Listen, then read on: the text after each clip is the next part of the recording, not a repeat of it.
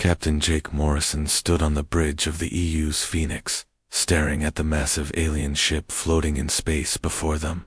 It was unlike anything he had ever seen. The ship looked like it was made of living crystal, with sharp edges that caught the light from nearby stars. Strange symbols glowed along its hull in colors that hurt to look at. "Captain, they're sending another message," said Communications Officer Lisa Park. Her hands shook slightly as she worked at her console. This was humanity's first real contact with aliens, and everyone on the bridge felt the weight of history. Jake nodded. "Put it through." The main screen flickered, and an alien face appeared. It was hard to look at directly. The creature's head was made of what looked like living glass, with cracks running through it that pulsed with blue light. Its voice came through the speakers like the sound of wind through broken bottles. "Greetings, humans of Earth. I am Ambassador Keth9 of the Vorthok. We speak for the Deathworld Pact. We have studied your world. We have studied your people. We wish to meet." Jake cleared his throat. "This is Captain Jake Morrison of the United Earthship Phoenix. We accept your invitation to talk." The alien's face shifted, and Jake realized it was trying to smile. "Excellent. We will meet at the neutral station crossroads. Your ship may follow ours." 3 days later, Jake found himself walking through the strangest place he had ever seen. Crossroads Station was built to house many different types of aliens. The hallways changed height and width as you walked through them. The air smelled like metal and strange spices. Gravity shifted from one section to another, making his stomach lurch. Ambassador Keth9 met them in a large circular room. Other aliens stood around the edges. Jake tried not to stare, but it was impossible. One alien looked like a walking tree made of metal. Another was covered in thick, oily fur and had too many eyes. A third seemed to be made entirely of shifting liquid that somehow held a human-like shape. "Welcome, Captain Morrison," Keth9 said. "Let me introduce you to our alliance.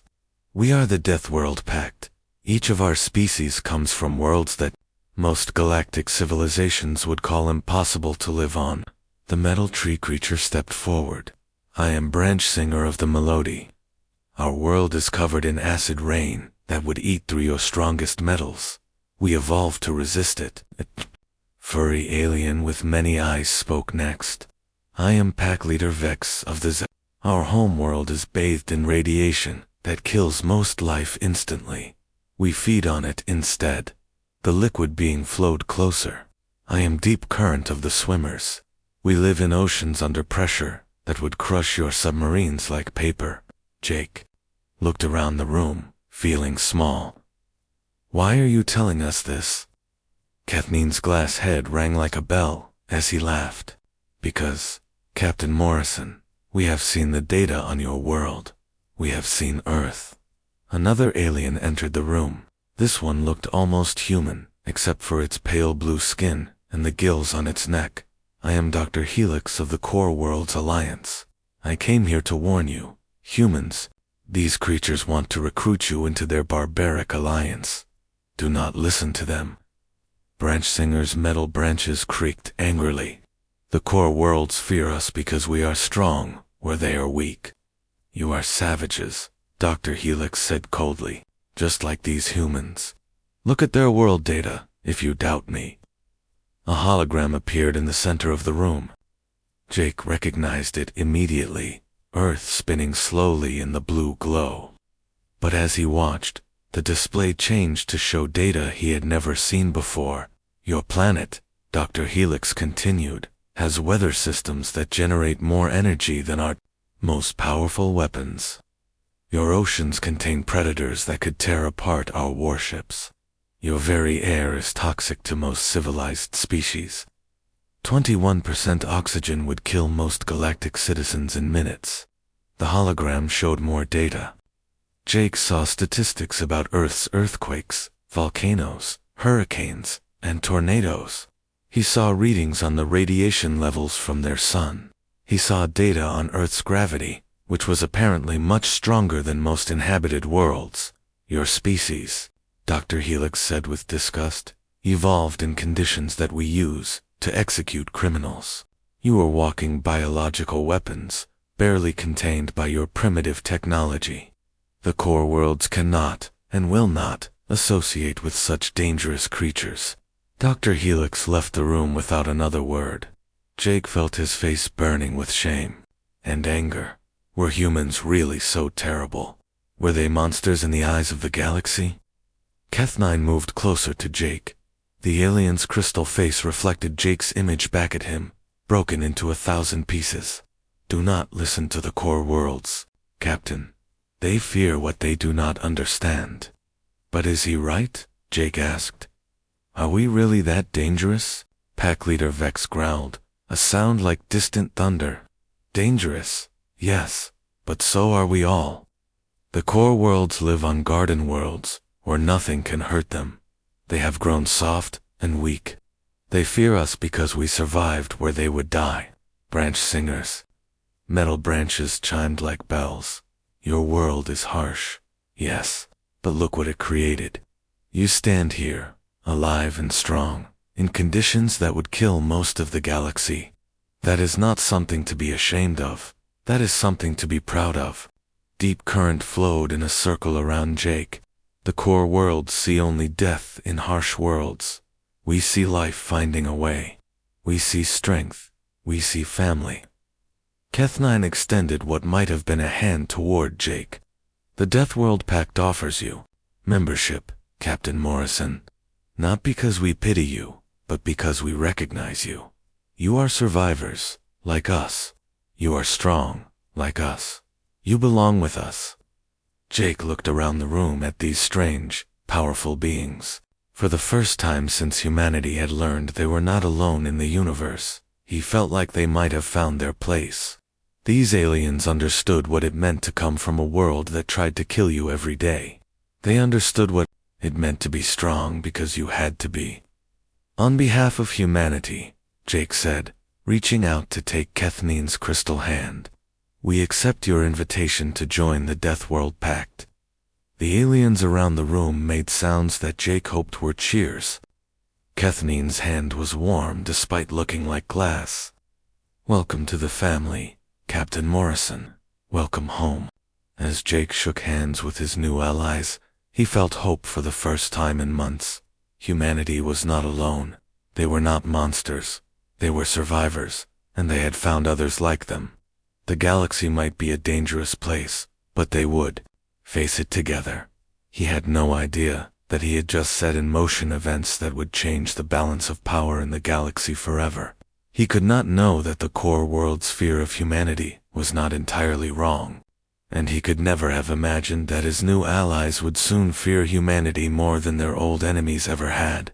For now, Jake Morrison was simply a human captain who had found his people among the stars.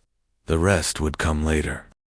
Lieutenant Colonel Amy Fisher checked her gear one more time as the transport ship shook around her. Through the small window, she could see Tartara 7 growing larger below them. The planet looked like a burning coal floating in space. Red and orange lights flickered across its surface where volcanoes spat fire into the black sky. 2 minutes to drop zone, called the pilot over the comm system. His voice sounded nervous. Amy did not blame him.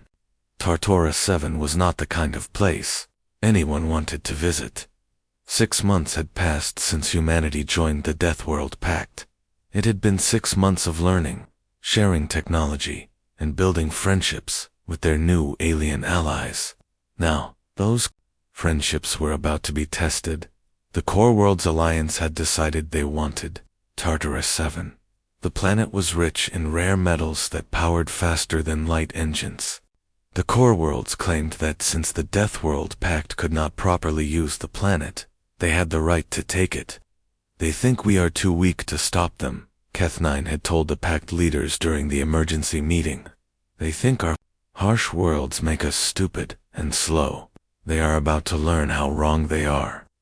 Amy's job was to lead a mixed force of human marines and Pact warriors. Their mission was simple: make the Core Worlds regret coming to TARTARUS-7. The transport ship lurched as it hit the planet's atmosphere. The air outside was thick with ash and poisonous gases. The temperature was hot enough to melt lead. The gravity was twice what humans were used to. For most galactic species, just being on Tartarus 7 was a death sentence. Green light. Go, go, go, Amy shouted as the transport doors opened. Amy jumped out first, her Marines following close behind. They fell through the toxic air toward the volcanic surface below. Amy felt the heat, trying to cook her even through her protective suit. The gravity pulled at her, like a giant hand trying to crush her into the ground. She landed hard on a ridge of black rock. Around her, the other Marines touched down and immediately began setting up their equipment. To her left, she saw a group of Vorthok warriors landing. Their crystal bodies rang like bells as they hit the ground. Even with their natural resistance to heat, they moved slowly and carefully. Fisher to all units, Amy spoke into her radio. Remember the plan. We hold this ridge until the core world's ground forces arrive. Then we show them what happens when you mess with the death world. The core worlds had landed a large force on the other side of the planet 3 days ago. Their ships had stayed far from the surface, launching attack drones and robots to do the actual fighting. They were not brave enough to send their own soldiers down to face the harsh conditions. Movement on the horizon, called Sergeant Ben Torres, from his position behind a boulder. Looks like they're walking tanks. Amy raised her binoculars and looked where Ben was pointing. She could see the core world's war machines moving toward them across the volcanic plain. They looked like giant metal spiders, each one the size of a house. Their legs ended in wide pads that kept them from sinking into the soft volcanic ash. All packed forces. This is Fisher. Enemy contact in 10 minutes. Remember, they have better weapons, but they do not know this planet like we do. The past 3 days had been brutal for the core world's forces. Amy's teams had been using the planet against them. They collapsed lava tubes to trap enemy vehicles. They used volcanic gas vents to hide their movements. They turned the deadly environment into a weapon. The core world soldiers were good fighters, but they were fighting a planet as much as they were fighting the Pact. Their equipment kept breaking down in the heat and acid rain. Their sensors could not work properly in the thick, poisonous air.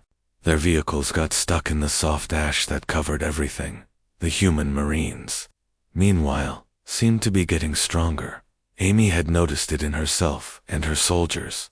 The heavy gravity that slowed down their alien allies made the humans faster and more agile. The heat that cooked enemy equipment was uncomfortable for humans, but not deadly. The toxic air that poisoned core world's drones barely affected human lungs. Here they come, Ben called out. The core world's war machines opened fire with energy, weapons that turned the volcanic rock to glass. Amy and her Marines took cover and fired back with solid projectile weapons that worked better in the thick atmosphere. Spider tanks moving up the left flank, called Corporal Lisa Green. I count 12 of them. Amy smiled grimly. The core worlds were making a mistake. They were trying to fight a conventional battle on an unconventional world.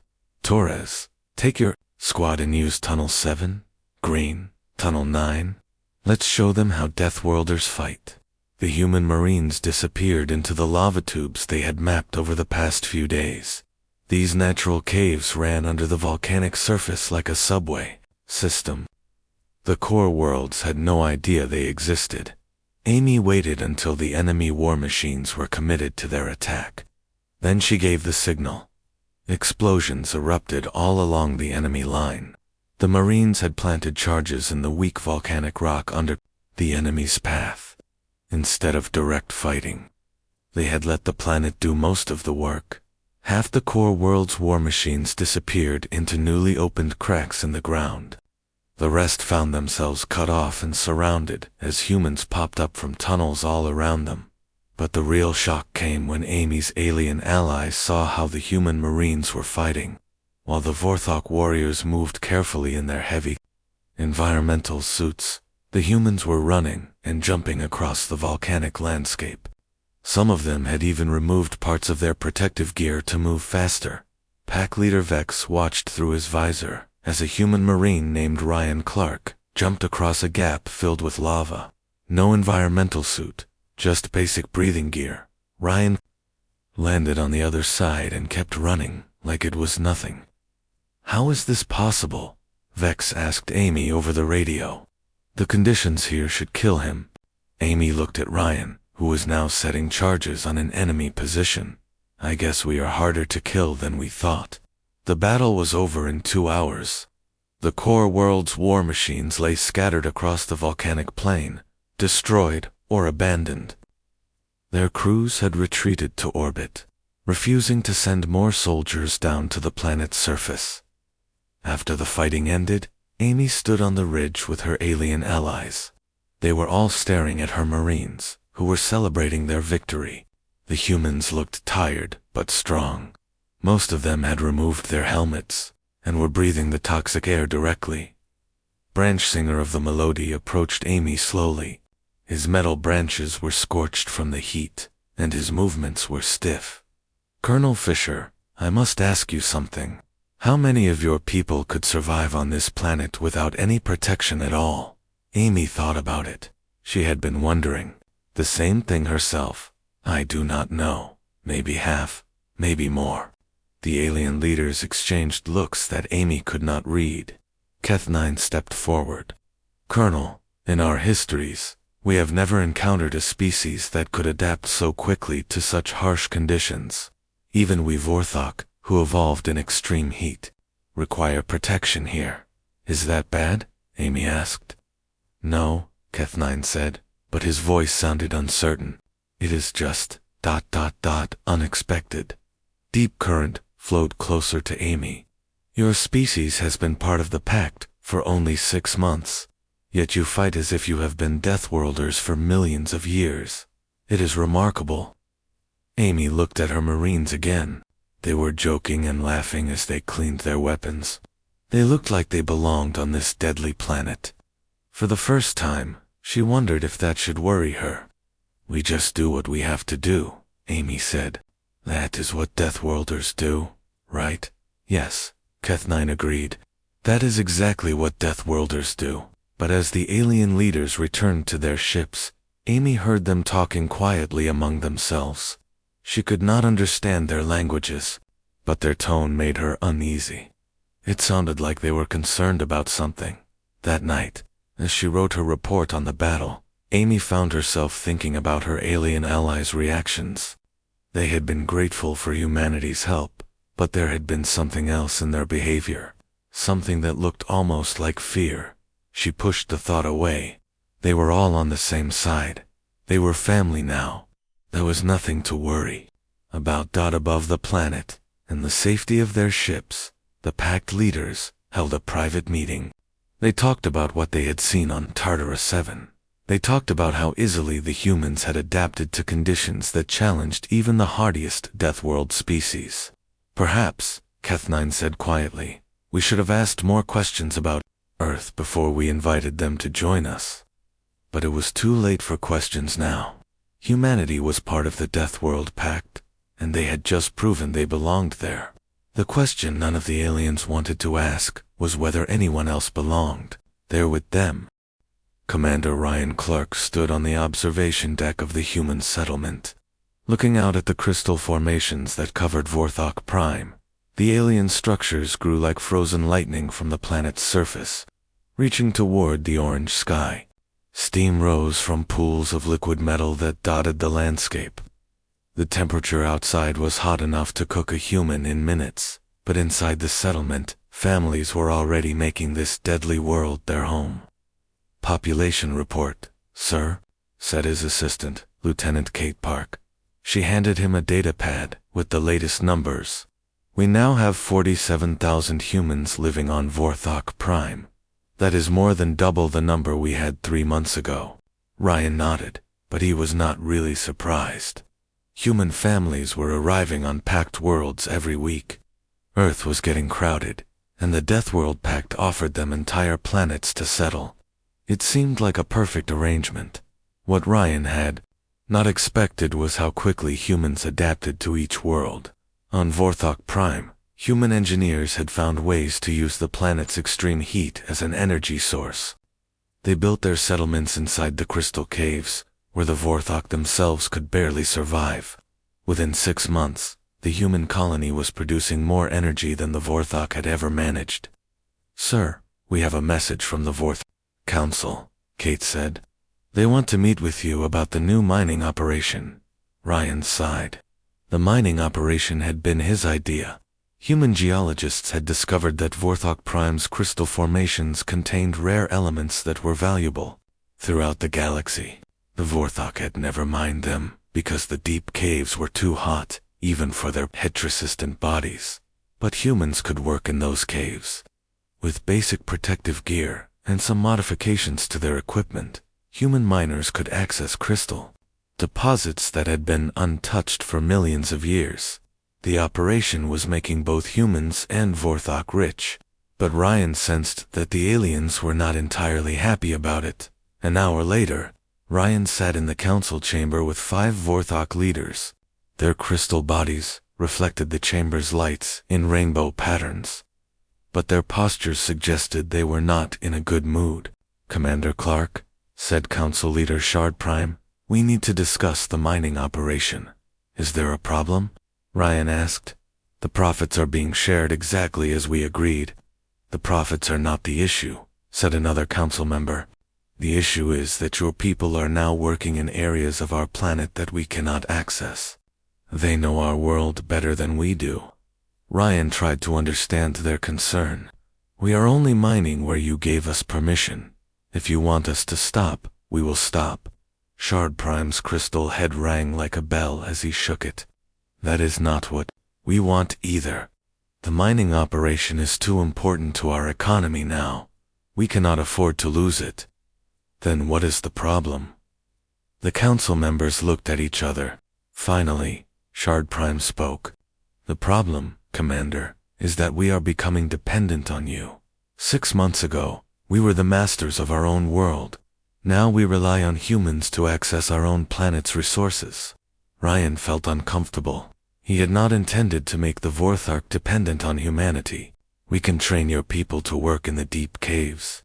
We can share our techniques." "We have tried," said another council member sadly. "But even with your training and equipment, we can only work in those conditions for short periods. You humans can work there all day, every day. It is not a fair competition." Similar conversations were happening all across Pact space. On the water world of deep currents, human underwater cities had grown faster and larger than the native settlements.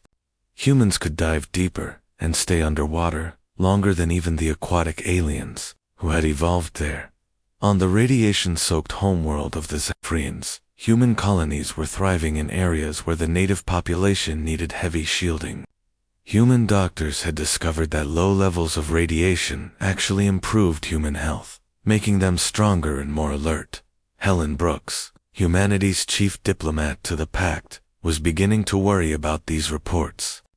She sat in her office on the Pact capital world of New Refuge, reading through dozens of similar complaints from different alien species.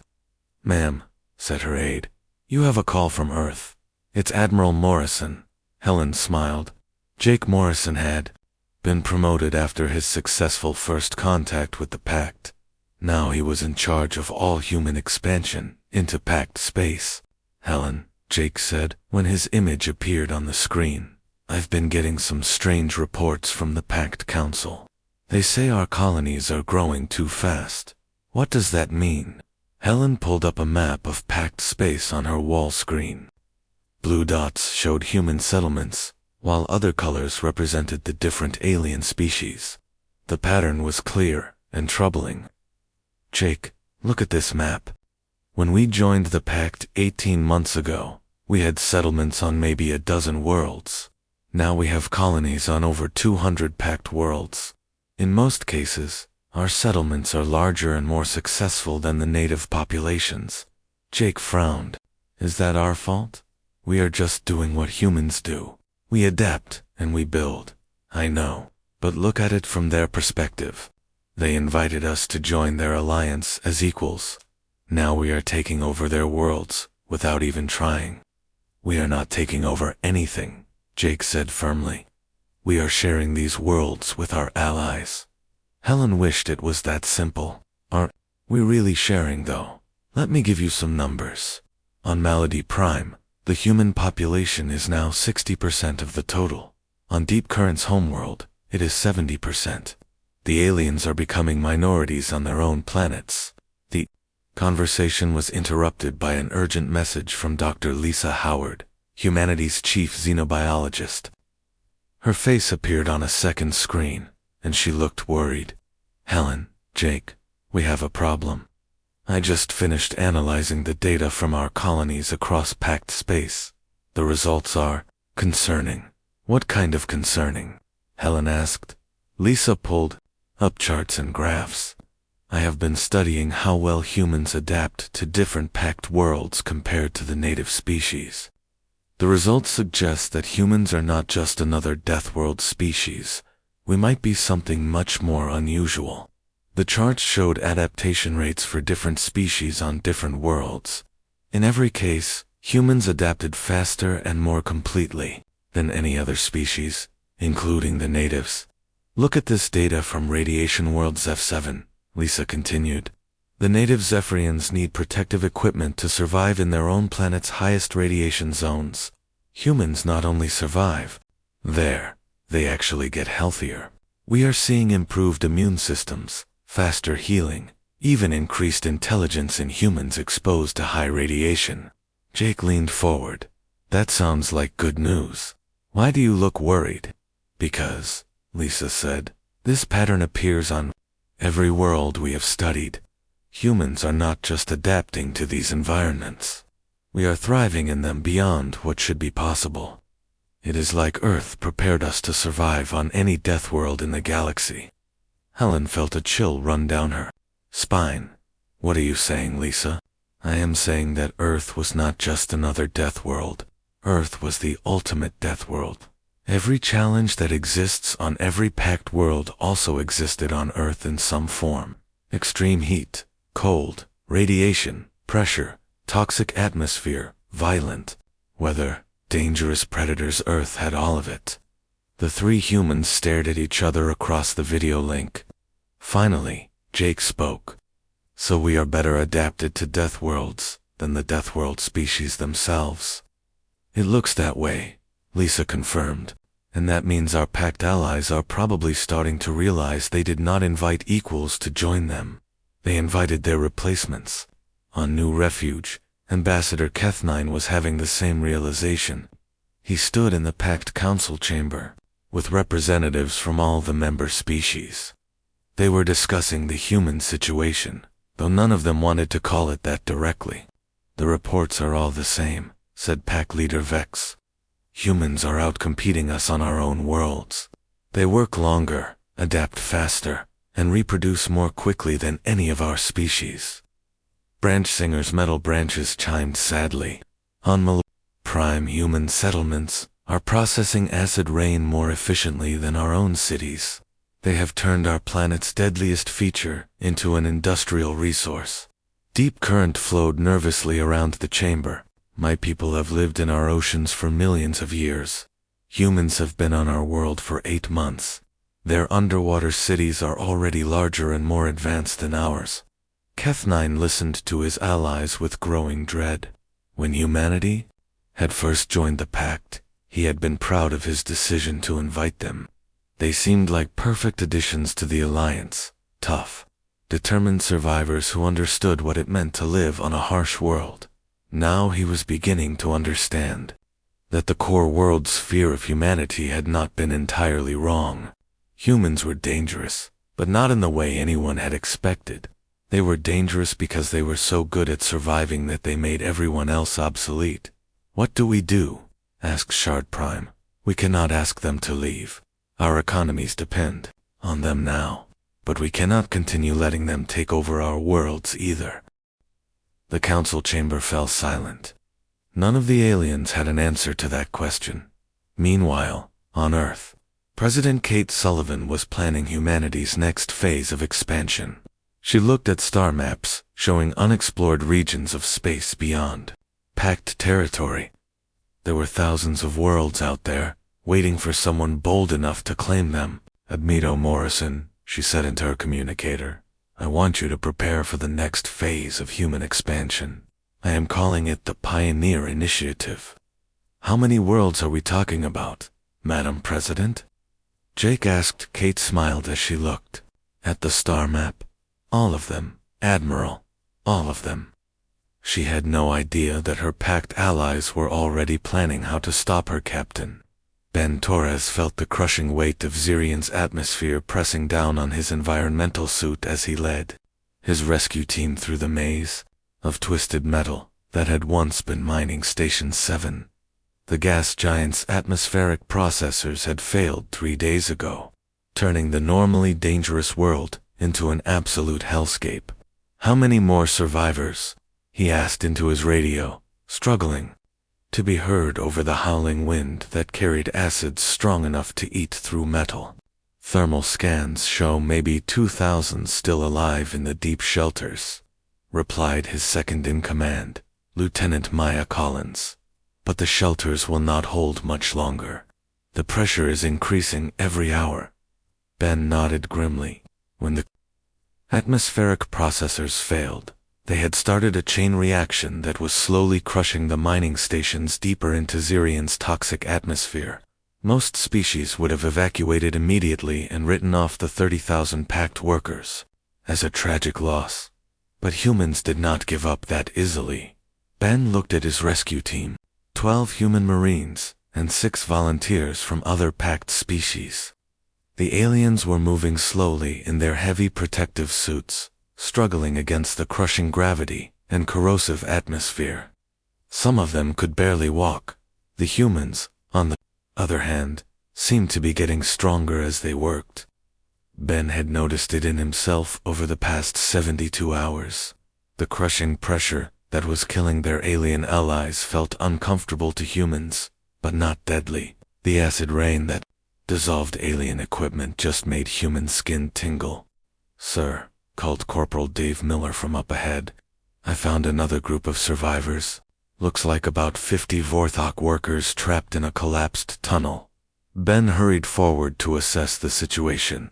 The tunnel entrance was blocked by a massive piece of machinery that had fallen when the station's structure began to fail. Through gaps in the wreckage, he could see the crystal forms of Vorthok workers huddled together.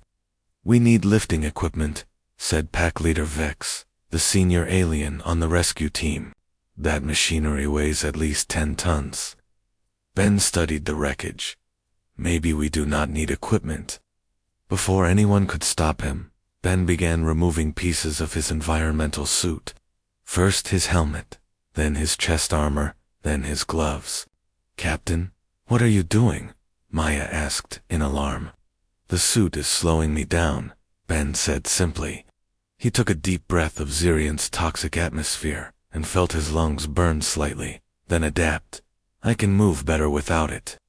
The alien members of the rescue team stared in horror as Ben grabbed the massive piece of machinery with his bare hands. His muscles strained against the weight, but slowly, impossibly, he began to lift it.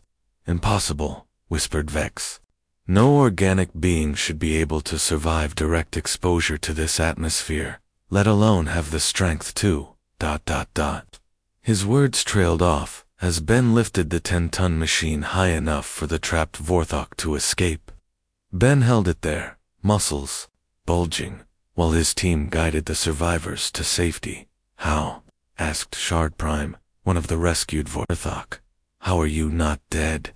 Ben set the machinery down carefully and put his helmet back on. I guess I am harder to kill than you thought. Similar scenes were playing out all across the failing mining stations. Human rescue teams were working in conditions that should have killed them instantly, saving lives that the Pact had already given up for lost Dr. Maya. Collins watched her readings in disbelief as she followed Ben's team deeper into Mining Station 3.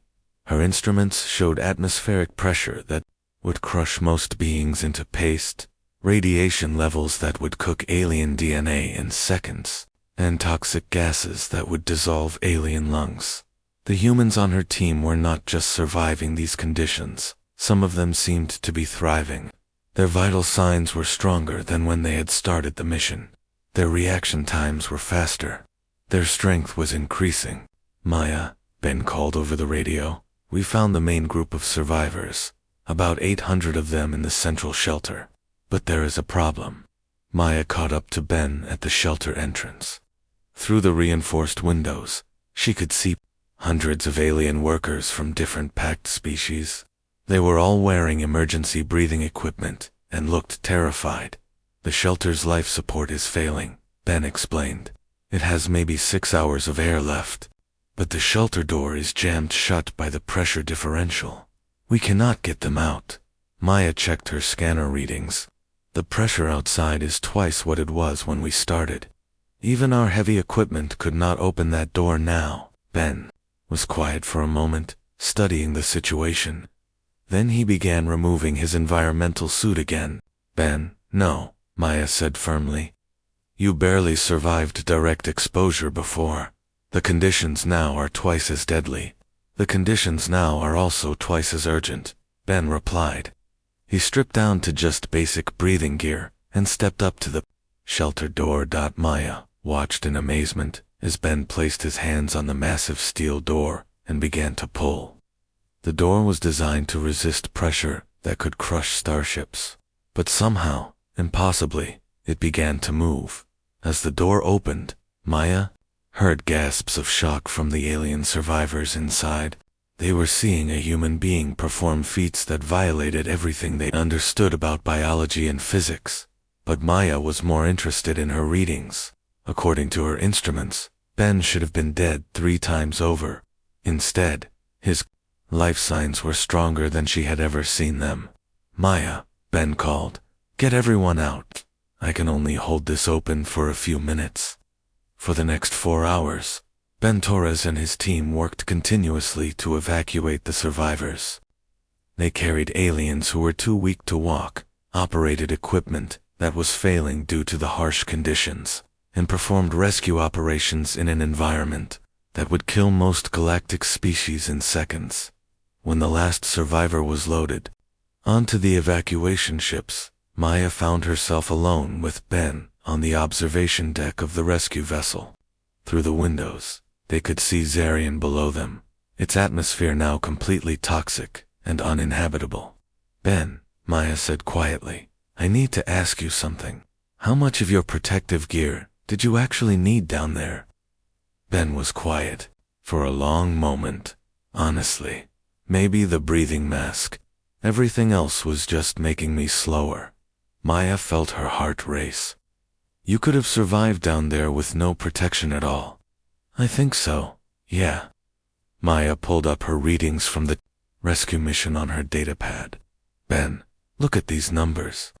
The conditions on Zarian were beyond anything we have ever encountered. The pressure, the radiation, the toxic atmosphere. It should have killed you instantly." Ben looked at the readings with interest, but it did not. "No, in fact, according to my instruments, exposure to those conditions made you stronger. Your muscle density increased, your reflexes improved, your resistance to toxins went up by 300%. Maya sent copies of her data to Dr. Lisa Howard, back on New Refuge. Within hours, Lisa was calling for an emergency meeting with the Pact leadership. "I have analyzed the data from the Zarian rescue," Lisa told the assembled alien leaders. "The results confirm my worst fears about humanity." Kethnine leaned forward in his crystal chair. "What fears, Dr. Howard?" Lisa displayed her analysis on the chamber's main screen. Every human who participated in the rescue showed dramatic improvements in their biological capabilities after exposure to Zarian's extreme conditions. They did not just survive an environment that should have killed them, they evolved in real time to become better adapted to it. The alien leaders exchanged worried glances. Branch singers, metal branches, rang nervously. Are you saying humans can adapt to any environment? I am saying more than that, Lisa replied. I am saying that humans seem to be designed to adapt to any environment. Look at this genetic analysis. The screen showed complex DNA structures that meant nothing to most of the aliens present. But Lisa explained their significance. Human DNA contains genetic switches that activate in response to environmental stress. Most species have a few dozen of these switches. Humans have thousands. It is like Earth prepared humanity to survive anywhere in the galaxy. Deep current flowed anxiously around the chamber. How is this possible? Earth was not just another death world, Lisa continued. Earth was every type of death world combined into one planet. Extreme heat and cold, crushing pressure and vacuum, deadly radiation, toxic atmosphere, violent weather, dangerous predators. Earth had every environmental challenge that exists anywhere in the galaxy. Vex growled low in his throat. So, humans are not just adapted to harsh environments. They are adapted to all harsh environments. Exactly, and that means they will always outcompete any other species on any death world, because they have genetic programming for challenges that other species have never faced. The chamber fell silent as the implications sank in. Finally, Keth9 spoke. Dr. Howard, in your professional opinion, could any member species of the Deathworld Pact compete with humans on equal terms in their natural environment? Lisa looked around the chamber at the alien leaders who had welcomed humanity with such hope and optimism. No, she said quietly. I do not think any species in the galaxy could compete with humans on equal terms. We are not just another Deathworld species. We are the ultimate Deathworld species. After Lisa left, the Pact leaders sat in stunned silence. They had invited humanity to join their alliance because they thought humans were like them, tough survivors, who could thrive on harsh worlds. Now, they realized they had invited the one species in the galaxy that was designed to replace them. All? What do we do now? Asked Shard-Prime.Keth. Nine's crystal head rang like a funeral bell. I do not know, but I fear it may already be too late to do anything.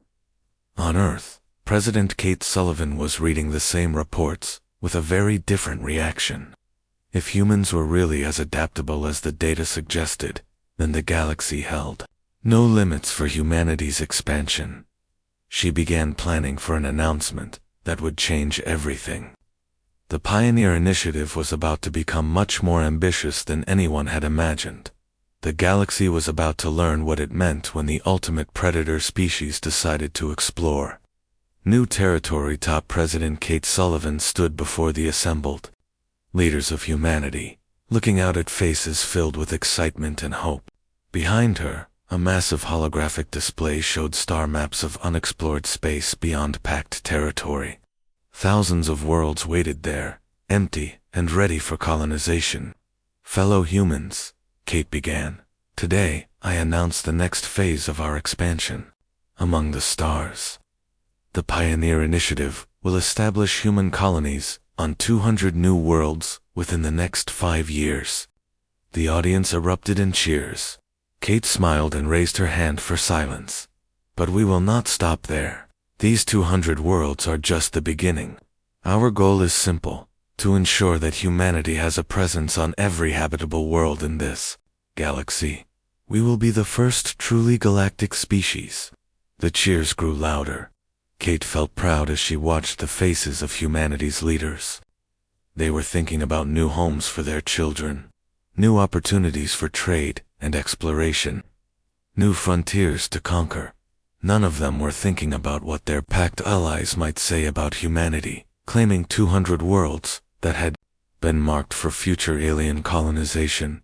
On New Refuge, the Pact capital world, Ambassador Keth9 watched Kate's speech with growing horror. Around him, the emergency session of the Pact Council had fallen into shocked silence. 200 worlds, whispered Branchsinger. They want to claim 200 worlds in 5 years. Look at the star maps they are showing, said Vex, his many eyes focused on the display. Those are the worlds we identified for future expansion. They are taking our future territories. Deep current flowed around the chamber in agitated patterns. This is not expansion.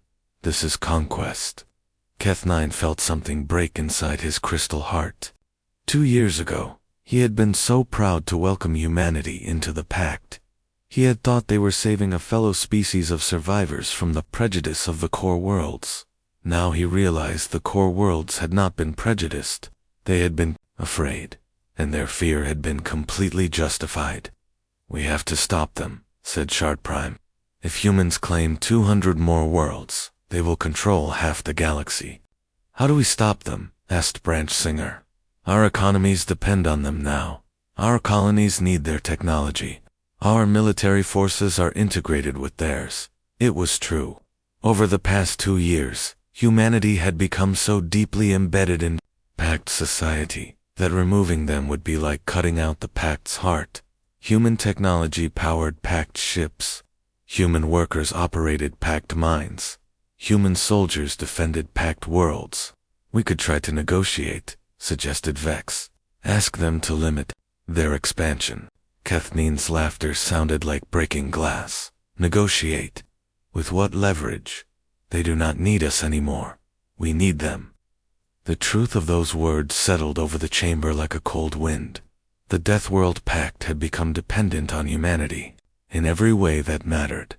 They could not survive without human help, but humanity could easily survive without them. Perhaps, said Deep Current slowly, we should consider a different approach. The other council members looked at the liquid alien with interest. What if we accept reality? Deep Current continued. What if we acknowledge that humanity is no longer just a member of the Pact, but its natural leader? What if we formalize what has already happened? You mean surrender? Asked Shard Prime, in shock. I mean survival. If we fight humanity now, we will lose. If we oppose their expansion, they will expand anyway and leave us behind. But if we work with them, we might still have a place in the galaxy they are creating. Before anyone could respond, alarms began sounding throughout the council chamber. Emergency broadcasts filled the air as news feeds showed images from across Pact space. Human colonies were declaring independence from their alien host governments. Human fleet commanders were taking control of Pact military assets. Human administrators were assuming control of trade routes and resource extraction operations. It was not a violent takeover. There was no fighting, no bloodshed. It was simply humanity revealing that they had already taken control of everything that mattered, and they no longer saw the need to pretend otherwise. On Vorthok Prime, Commander Ryan Clark stood before the Vorthok Council with a document in his hand. This is a notice of administrative transition, he said calmly. The human settlements on Vorthok Prime are now assuming responsibility for planetary defense, resource management, and trade negotiations. Shard Crystal body rang with distress. You cannot simply take over our world.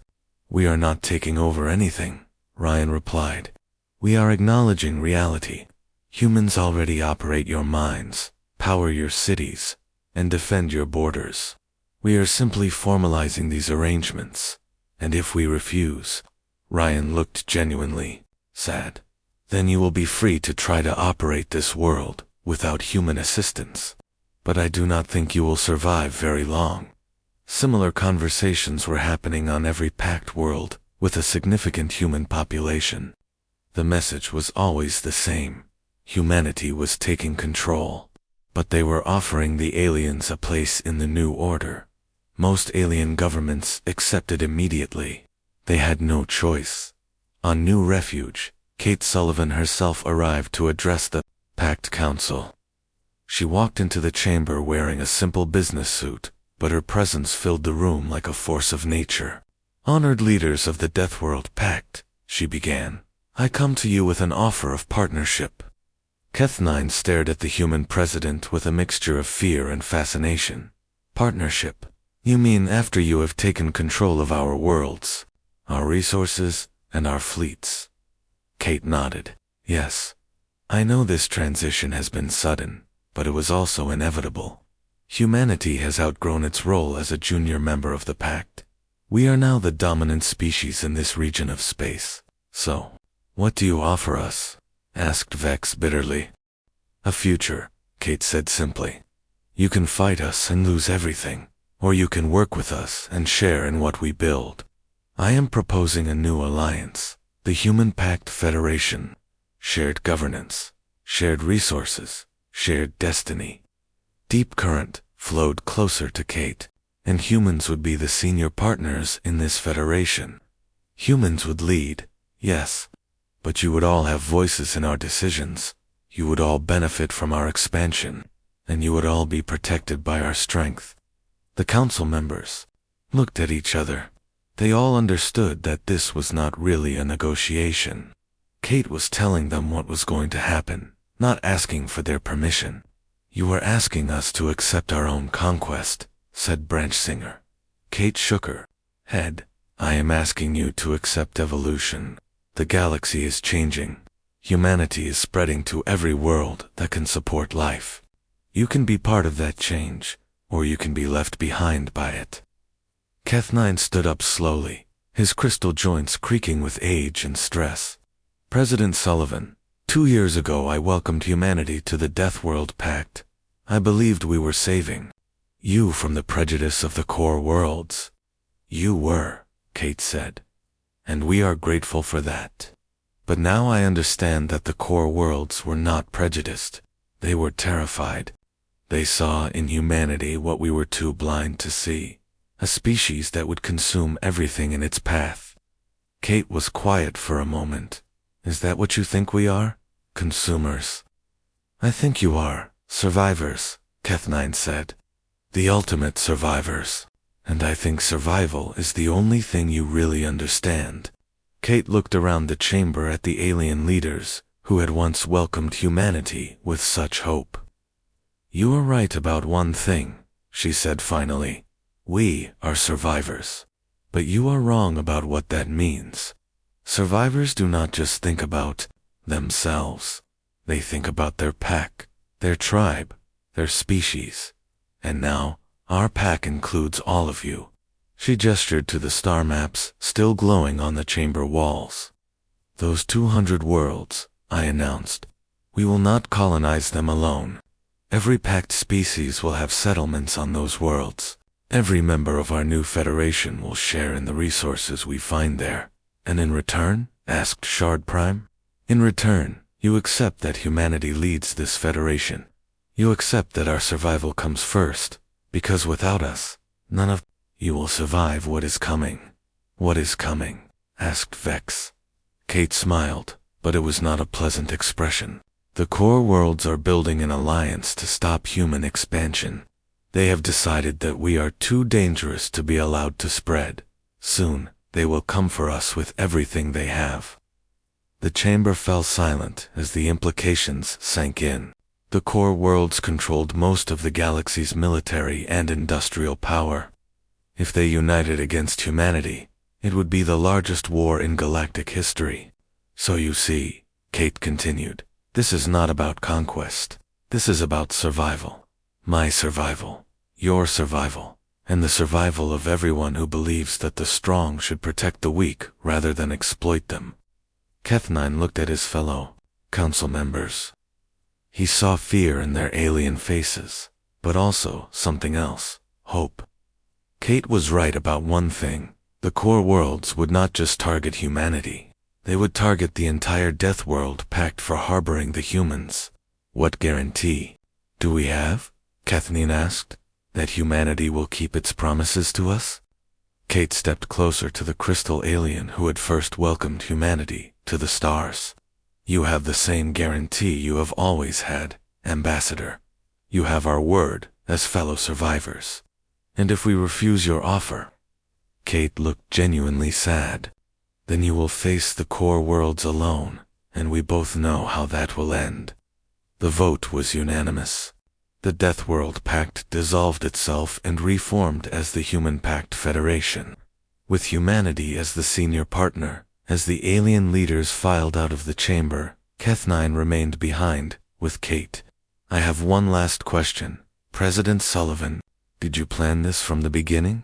Did humanity always intend to take over the Pact? Kate thought about her answer carefully. No, Ambassador. We never planned to take over anything. We just wanted to survive and find our place in the galaxy. Then how did we end up here?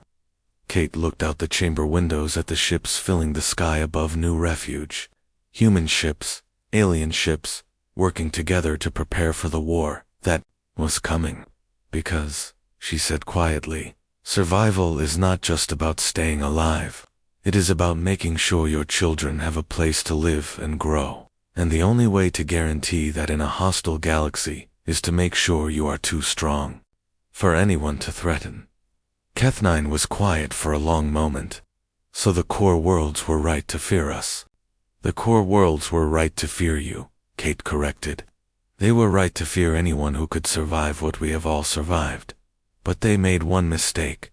What mistake? Kate smiled, and this time it was warm and genuine. They thought fear was a reason to destroy us. We think fear is a reason to become family. As Kate left the chamber, Keth9 remained alone with his thoughts. Outside, he could see human and alien workers building the fleet that would defend their new federation. He thought about the scared young species that had arrived at Crossroads Station 2 years ago, grateful for acceptance and friendship. He thought about the confident galactic power that now controlled half the known galaxy, and he wondered if humanity had changed, or if the galaxy had simply learned what they had always been. In the end, he decided it did not matter. The choice was made. Humanity would lead, and the rest of them would follow. Because the alternative was extinction, the ultimate survivors had found their place in the galaxy, and they had made room for their friends to join them, whether those friends wanted to come along or not.